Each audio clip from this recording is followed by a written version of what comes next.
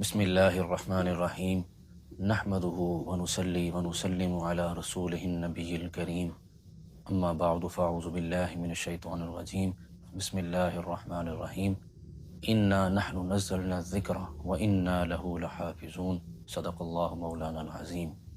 الحمدللہ، آج 26 رمضان اور 27 کی شب ہے، اور آج کی رات بڑی متبرک، بڑی مبارک اور بڑی معطر رات ہے، اور آج کی رات جشن نزول قرآن کی رات ہے کہ اللہ تعالیٰ نے آج کی رات قرآن مجید نازل فرمایا۔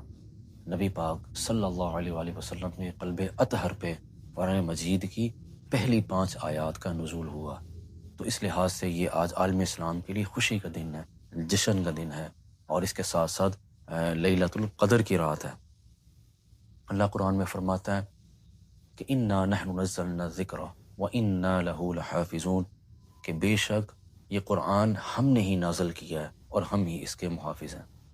حاضرین محترم، 3 چیزوں کا ذمہ اللہ تعالیٰ نے اٹھایا ہے، تین چیزوں کا بیڑا اللہ نے اٹھایا ہے۔ نمبر 1، قرآن کی حفاظت اللہ کے سپرد ہے، حضور کی عظمت، حضور کی حرمت کی حفاظت اللہ کے سپرد ہے، اور دین اسلام کی حفاظت بھی اللہ تعالیٰ کے سپرد ہے۔ یعنی ان تینوں چیزوں سے جو ٹکرائے گا وہ پاش پاش ہو جائے گا، وہ ذلیل رسوا ہوگا۔ تو قرآن اللہ تعالیٰ کا نور ہے، قرآن ہدایت ہے، قرآن موجب ہدایت ہے۔ تو قرآن مجید کو زیادہ سے زیادہ تلاوت کریں، قرآن مجید کا زیادہ سے زیادہ درس دیں، اور یہ اس سے ہدایت لیں۔ خالی یہ نہیں کہ اس کو ہم اپنی الماریوں میں سجا کے رکھ دیں، اور شب معراج آئے، شب بارات آئے اور شب لیلۃ القدر آئے تو تب کھول لیں۔ اس کو پابندی کے ساتھ پڑھیں۔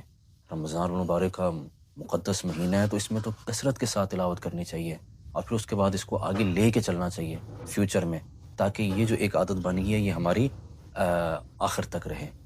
اور اس ماہ میں اللہ تعالیٰ نے ایک رات بھی رکھی ہے جسے لیلۃ القدر کہتے ہیں، جو رمضان المبارک کی آخری 5 طاق راتوں میں سے ایک طاق رات ہے۔ نبی پاک صلی اللہ علیہ وآلہ وسلم کا فرمان ہے، حضرت عائشہ صدیقہ اس کی راویہ ہیں، اور فرماتی ہیں کہ حضور صلی اللہ علیہ وآلہ وسلم سے میں نے پوچھا، دریافت کیا کہ یا رسول اللہ صلی اللہ علیہ وآلہ وسلم، شب قدر کی رات کون سی ہے؟ تو حضور نے فرمایا کہ مجھے جبریل امین نے بتائی، مگر اس کے بعد میرے ذہن سے وہ مٹا دی گئی۔ یعنی 2 صحابی آپس میں الجھ پڑے، تو وہ اس اثناء میں آپ کے ذہن سے وہ یعنی اس کو ڈیلیٹ کر دیا گیا، ختم کر دیا گیا۔ تو پھر حضور نے فرمایا اب میں اتنا اشارہ دیتا ہوں کہ وہ رمضان کی آخری 5 طاق راتوں میں سے ایک رات ہے۔ اس میں محدثین یہ فرماتے ہیں کہ اگر حضور بتا دیتے تو پھر لوگ اسی رات میں عبادت کرتے۔ اب 5 راتیں بتائی ہیں، تو 5 راتوں میں دل جمی کے ساتھ وہ عبادت کریں گے اور اپنے رب کے حضور سربہ سجود ہوں گے۔ تو ان راتوں کی قدر کریں، خاص کر کے جو معتکف حضرات ہیں، جو اعتکاف بیٹھے ہیں، ان کو چاہیے کہ وہ زیادہ سے زیادہ نوافل پڑھیں اور قرآن کی زیادہ سے زیادہ تلاوت کریں، تاکہ اللہ کے حضور جب وہ اپنے آپ کو پیش کریں تو وہ ان کو سرخرو ہونا پڑے۔ اور قرآن مجید یہ اللہ تعالیٰ کی وہ کتاب ہے کہ جسے جتنی دفعہ بھی پڑھیں انسان اکتاتا نہیں ہے۔ مولا کائنات حضرت علی المرتضیٰ شیر خدا کرم اللہ وجہ الکریم کا ارشاد گرامی ہے کہ اللہ نے سارے جہانوں کا علم، سارے کرۂ ارض کا علم، جتنے بھی پلینٹس ہیں دنیا میں، ان سب کا علم اللہ نے قرآن میں درج کر دیا۔ قرآن کا سارا علم سورہ فاتحہ کے اندر ہے، سورہ فاتحہ کا سارا علم سورہ فاتحہ کی بسم اللہ الرحمن الرحیم کے اندر ہے، بسم اللہ الرحمن الرحیم کا علم بسم اللہ کی جو با ہے اس کے اندر ہے، بسم اللہ کی با کا سارا علم بسم اللہ کی با کے نیچے جو نقطہ ہے اس میں ہے، اور مولا علی فرماتا ہے کہ وہ نقطہ میں ہوں۔ یعنی یہ مولا علی کی شان ہے اور یہ قرآن کی فضیلت ہے۔ تو اس کو معمول بنائیں، اپنے گھروں میں بھی باقاعدگی کے ساتھ اس کی تلاوت کریں اور دوسروں کو بھی اس کی ترغیب دیں، اور ان راتوں کی قدر کریں۔